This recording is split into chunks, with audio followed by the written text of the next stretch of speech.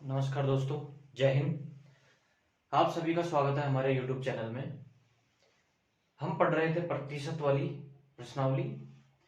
उसमें क्या पढ़ा था अपन ने? जनसंख्या वाले क्वेश्चन पढ़ लिए थे। उसके बाद आता है दोस्तों, देखो, जब भी किसी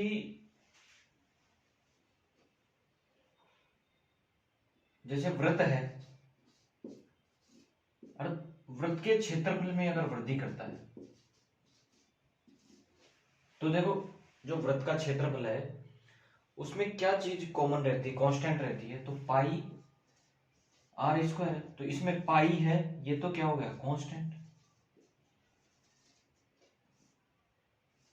अलग अलग जो वैल्यू होती है वो किसकी होती है? आर की, यानी त्रिज्या की। तो जब भी हमें पूछेगा कि वृत्त की त्रिज्या में 10% की वृद्धि कर दी तो हम इसको दो बार लिखेंगे। 10% की वृद्धि यानी 100 से 110, फिर 100 से 110, तो दो बार लिखेंगे। जब आयतन की बात आएगी तो आयतन में क्या होता है? देखो, बेलन का जो आयतन होता है, बेलन, ये क्या होता है? पाई आर स्क्वायर एच। तो देखो, पाई का मान तो इसमें क्या हो गया, कांस्टेंट, परंतु जो आर है वो और एच है यानी हाइट, ये दोनों हमेशा बदलती रहेंगी। तो इसको जैसे मान लो 10% बढ़ा दिया, रेडियस को 10% बढ़ा दिया यानी आर को, त्रिज्या को, और ऊंचाई को 20% बढ़ा दिया, तो देखो क्या लिखेंगे अपन? तो रेडियस तो दो बार आएगी, 100 से 110 कर दिया, 100 से 110 कर दिया, ठीक है। लेकिन जो ये बढ़ाया अपन ने ऊंचाई, ये 20% बढ़ी, तो ये 100 से 120 हो गई, ठीक है। इसी प्रकार हम क्वेश्चन करेंगे, ठीक है। क्षेत्रफल में हमेशा दो बार जो गुणा करना पड़ता है। आयतन जो होता है वो क्यूब में चलता है, क्षेत्रफल होता है वो स्क्वायर में चलता है। इसी प्रकार हम क्वेश्चन करते रहेंगे। तो हमारे पास देखो, जब हमारे पास स्क्वायर वाला फॉर्मूला है तो उसमें क्या करेंगे अपन? x plus y plus x गुणा वाई बटे 100। यानी जब भी हमें दिया होगा उसकी लंबाई या चौड़ाई दी होगी, ठीक है। तो इस प्रकार के क्वेश्चनों को करेंगे। हमें क्वेश्चन दिया हुआ है, किसी आयत की प्रत्येक भुजा में 11% की कमी कर दी जाए तो उसके क्षेत्रफल में हुए परिवर्तन ज्ञात करो। देखो, 11% की कमी कर रहा है, जब कमी कह रहा है तो हम माइनस से लेंगे, और अगर वृद्धि की कह रहा है तो हम प्लस लेंगे। तो इसने क्या कहा? कमी कहा, तो माइनस के 11 प्लस माइनस के 11 गुणा माइनस के 11 बटे 100। तो ये कितना हो गया? माइनस का 22 प्लस, यहां माइनस से माइनस को गुणा करेंगे तो ये प्लस हो जाएगा और 121 बटे 100, ठीक है। फिर यहां माइनस के 22 प्लस यहां दो छोड़ के पॉइंट लगा देंगे यहां, तो 1.21। जब माइनस के 22 में से प्लस का 1.21 जाएगा तो कितना बचेगा? माइनस का 20.79, ठीक। यही हमारा आंसर, ठीक है। अगला क्वेश्चन है हमारा,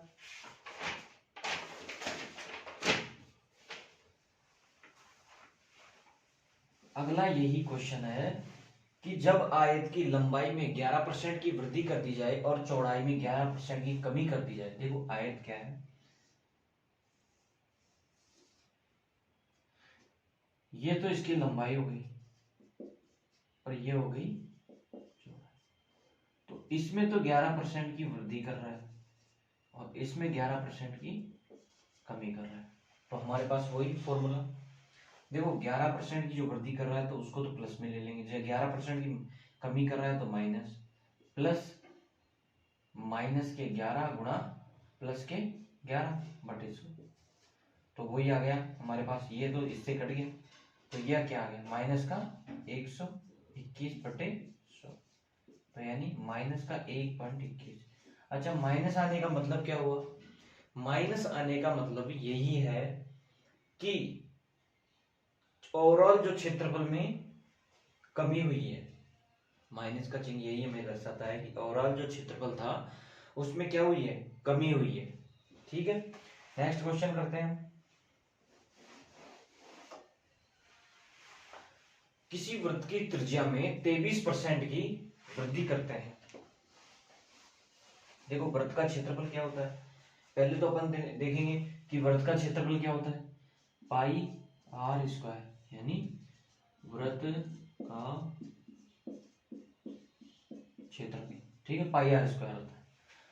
इसके क्षेत्रफल में मतलब जो वृत्त की त्रिज्या थी उसमें 23% की वृद्धि कर दी इन्होंने, 23% की वृद्धि कर दी। तो देखो क्या लिखा अपन ने, 23 प्लस 23 प्लस 23 गुणा 23 बटे 100। ठीक, यही था। अब हमारे पास क्या होगा, देखो 46 प्लस 23 का जो स्क्वायर होता है वो कितना होता है, 529 बटे 100। ठीक है, तो 46 प्लस ये 5.29, क्योंकि 2 अंक छोड़ के पॉइंट लगा दिए, तो कितना होगा 46 और 5 51, तो 51.29% की वृद्धि। जब उसके त्रिज्या में 23% की वृद्धि कर दी हमने, तो उसके ओवरऑल जो क्षेत्रफल था उसमें 51.29 की वृद्धि होगी। ठीक है, अगला क्वेश्चन करते हैं। अब हमारे पास अगले क्वेश्चन आते हैं। देखो अगर मान लो हमें दिया हुआ है कि कोई परीक्षा में रवि 72% अंक प्राप्त करता है। कोई परीक्षा में अगर रवि 72% अंक प्राप्त करता है और वो अंक 72% नहीं, वो 360 है, 360 है। तो पेपर कितने नंबर का था, तो यानी 72 बराबर 360, ये कितने बार, 2 बार, यानी 1 बराबर 5। ये कितने प्रतिशत की वैल्यू है, 1% की, तो 100% की कितनी होगी, 100। तो 100% की वैल्यू कितनी होगी, 500। यही हमारा आंसर है।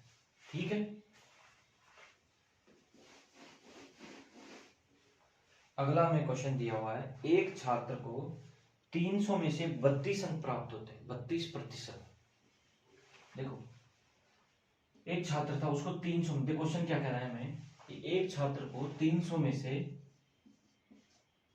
32% अंक प्राप्त होते हैं। ठीक, और 200 नंबर की उसकी अलग से विषय है। 300 में से तो उसको 32% प्राप्त हो गए, लेकिन ओवरऑल जो पेपर था, यानी कितने नंबर का हो गया ओवरऑल, 500। टोटल 500 नंबर का पेपर था, उसमें से उसको 46% अंक चाहिए थे। तो 500 का 46% कितना हो गया, 2 जीरो से 2 जीरो, यानी 46 गुणा 5, 5 30 की 5 के 3, 520 और 3 33, यानी टोटल उसे 330 नंबर चाहिए थे, और उसने 330 यानी 300 के 32% तो प्राप्त कर चुका था।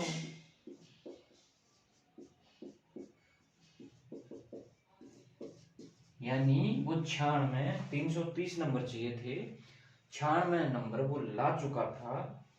अब उसके पास कितने अंक बच रहे थे, 134। ठीक, 134 अंक किस में से लाने थे, 200 में से।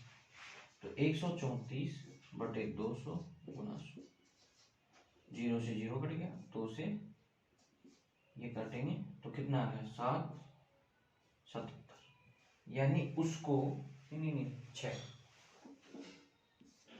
यानी उसको 67% नंबर लाने हैं, किसमें से, 200 में से। ठीक है, ये क्वेश्चन। अगला क्वेश्चन है हमारा दोस्तों, अगला क्वेश्चन है, विनोद ने 25% अंक प्राप्त किए, वह 10 अंकों से अनुत्तीर्ण हो गया। सचिन ने 30% अंक प्राप्त किए, जो उत्तीर्ण से 20 अंक अधिक थे।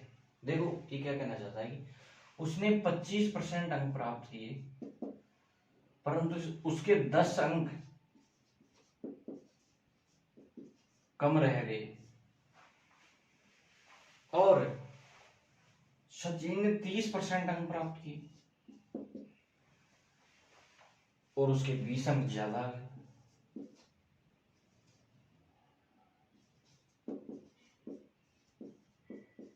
ये तो प्लस में था, ये माइनस में था और ये दोनों ठीक है। इन दोनों की जब माइनस करेंगे तो ये तो हो गया 5%। इन दोनों में कितने का अंतर हो गया? 30 का, यानी 5% का मान ये कितना था? 30। तो 1 बराबर 6।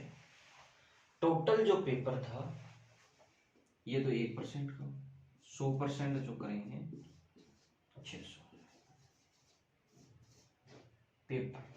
टोटल पेपर कितने अंक का था? 100 नंबर का। ठीक है, हम अगला क्वेश्चन देखते हैं।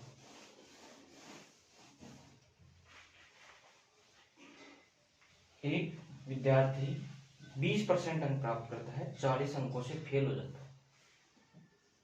20% प्राप्त करता है और 40 अंकों से कम रह जाता है। माइनस का मतलब उसके कम रह जाते हैं 40। 32 अंक प्राप्त करता है और 47 अंक अधिक मिलते हैं। 32 अंक प्राप्त कर लेता है और 47 प्लस में रह जाता है। ठीक है, तो पेपर का जो अधिकतम अंक थे वो कितने थे? इसमें से माइनस करेंगे तो 12। ये कितने हो गए? 7। ठीक है,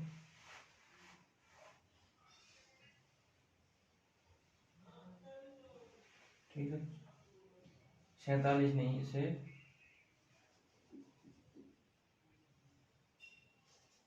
20 अंक अधिक करते हैं। तो ये दोनों कितने हो गए? 60। तो 1 बराबर 5, तो 100 बराबर 500। ये इसका टोटल पेपर कितने का था? 500। ठीक है दोस्तों, नेक्स्ट क्वेश्चन करते हैं।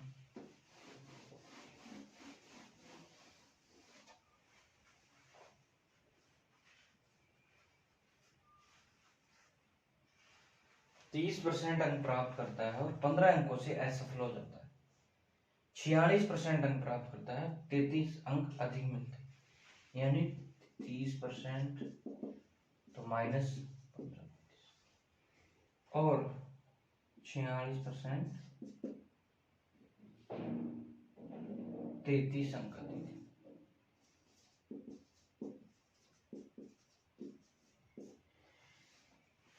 इसका कितना आ गया? 16, 8, 16, 48, 1 बराबर 3। टोटल जो पेपर कितने नंबर का था? 300, क्योंकि ये 1% का मान, टोटल कितना हो गया? 300। ठीक है, ओके दोस्तों, अगला क्वेश्चन।